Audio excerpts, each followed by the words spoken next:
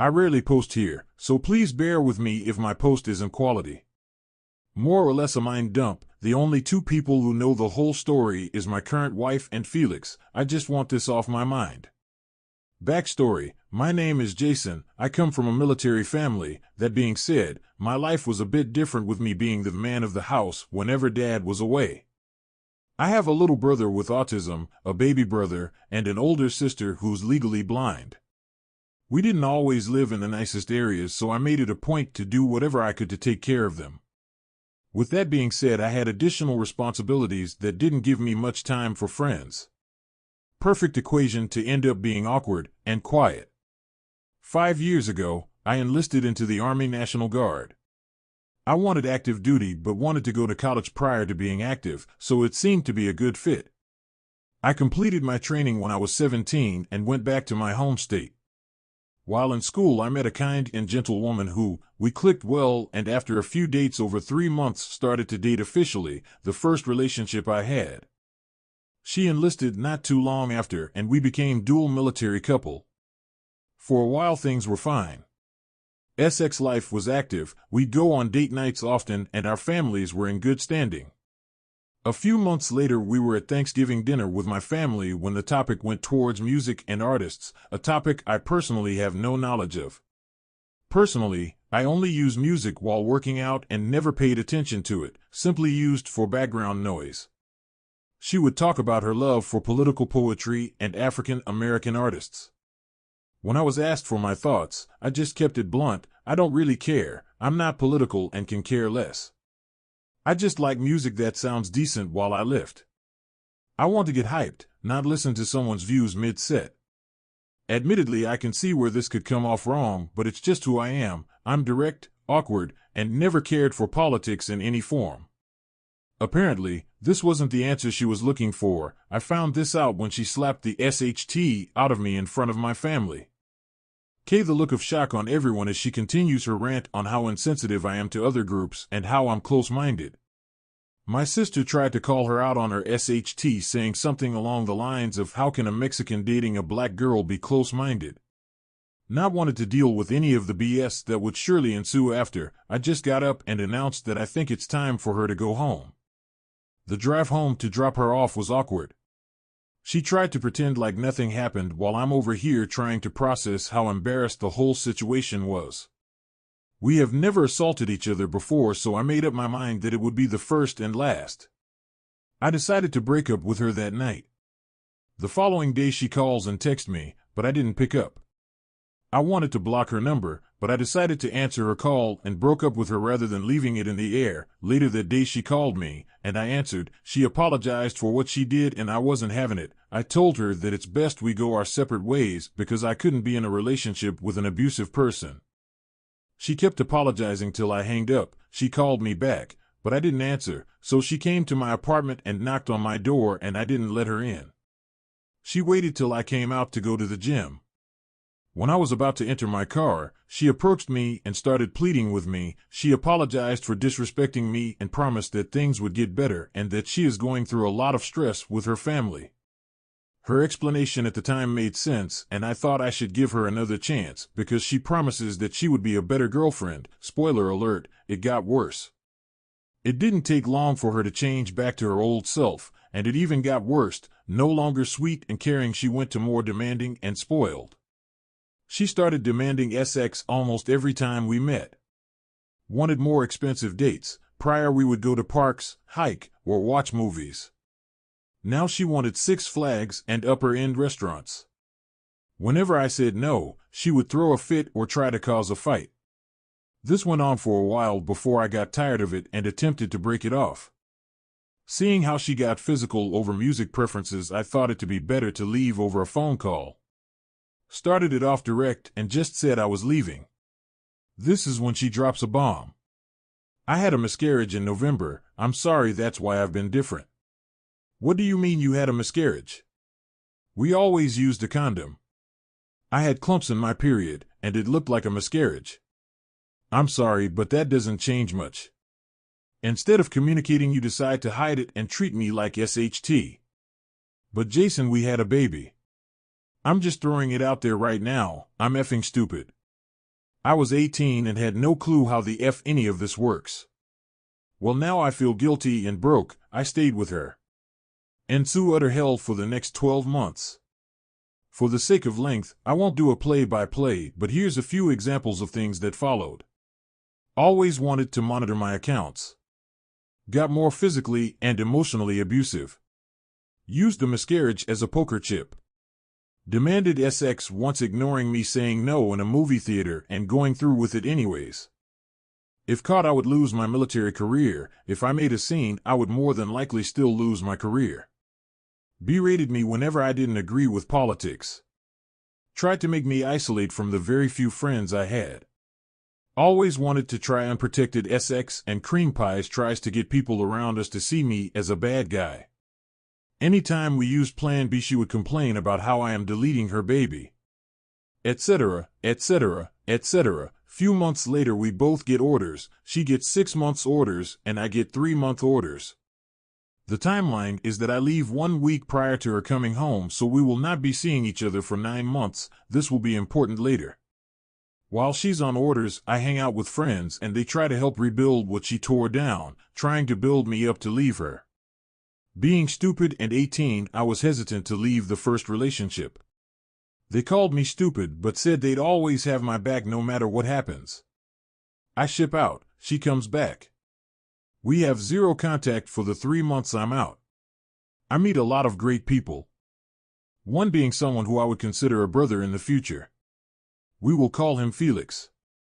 After the orders, I get back home and head over go the GF apartment. I met an utter bombshell. Hey, welcome back. We're pregnant. I'm 4 months pregnant. What? At this point, I'm not thinking clearly. All I'm thinking about is how the hell I'm going to support a family at 19 and how much money I wasted on condoms and Plan B if the damn things didn't work. On the way back from her place, I picked up my first can of dip, cigs, while calling Felix. I explained the situation through barely coherent ramblings. God bless his heart, he was patient enough to let me finish when he broke the news. Look, Jason, I know you're in shock.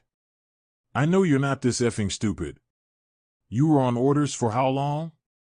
And how long was she on orders? How long did you two not have contact? She's 4 months along, right? No contact for 9 months, right?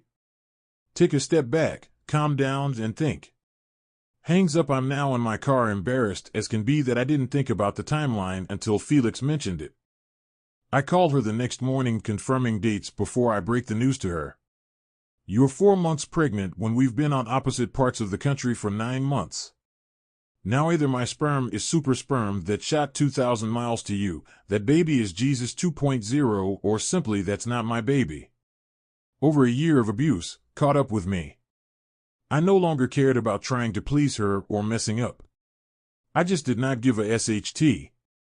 She tried convincing me that it could be my kid, leading into a long convo best summed in not my problem. I break up with her and made it clear I wanted to be left alone. Just like before, she refuses to leave me alone, but this time, I blocked her number. Fast forward a few days and I get a DM from her parents. Jason, we understand how you feel, but this is your responsibility, and we need you at the next appointment to get tested for the sickle cell trait. I was going to ignore it until my family brought up that it might be possible for them to go to my unit or take me to court if I didn't have proof that it wasn't mine. So, I ended up going under the agreement that I will only get tested if the ultrasound puts the date within a realistic time frame. I get there, they do their thing, I wait for the doctor to come back. Doc, so I understand you're the dad? Me, well that depends, how far along is she? Doc, 4.5 months, me, I just got back from 3-month orders, and she got back from 6 months. We didn't have contact for 9 months. Things get awkward, Doc can't look me in the eye. I ask if it's humanly possible, she answers not, so that's that. Not my kid. I think it's all over. I was wrong. For the next few months, she would try to contact me via family, new numbers, fake socials. She sent people in her unit to attempt to contact me. I had on 2 occasions her friends or family try to enter the property. At this point it got so bad I was just done. I lost my first relationship. I lost the few friends I had. My performance at work has dropped so low I was viewed as a joke. I stopped working out and was stressed so bad I went from 140 pounds to 120 pounds since I got home. I was just ready for everything to be over. I had the barrel of my hunting rifle in my mouth just ready to end all the bull SHT. My phone lights up making me want to pull the trigger more out of fear of it being the ex, using fake number or her family. Then I noticed a ringtone. It was You Say Run from My Hero Academia. Felix ringtone. I pick up the call. Hey, Jason, I'm just calling to check in on you. How you doing? You are feeling all right? I broke down. First time in my life where I actually broke down crying. I tell him everything. What was going through my head, what I was about to do, everything that happened since our last phone call in the car. We had a 3-hour phone call about how to handle the situation and where I can get help. The next day I was in a therapist's office breaking down again, getting help that admittedly I probably needed over the years. One night I was out with a friend when we met an active military member that knew me and my ex-girlfriend. He was in my ex-unit, so he was serving at the same place where she was posted. I leveled with him and told him how abusive my girlfriend was and how I broke up with her. I got personal with him because I was trying to get him to tell me how my ex really was in base. He told me that he knew about 4 guys that she was intimate with during and around the time she got pregnant. He thought maybe we were in an open relationship, where we have broken up. Moreover, he didn't know me that well, so he didn't want to get himself in trouble. That made me mad even more because she tried to pin the baby on me and continued to harass me. She would show up at my apartment, try to get me in trouble, contacting people that I know to try to turn them against me. I decided to get a restraining order, took her to court, and she openly admitted to the harassment and the fact the child wasn't mine. Court decided to not grant the order to not hurt her military career, but gave her a warning that if she does anything I will be granted one. With that being said, I moved my ass to a different state to stay on the safe side. Fast forward a few years. I completed college and decided to stay National Guard. I now work in the cyber IT field. Married an amazing woman who I love, supportive and wants to grow and improve as a team.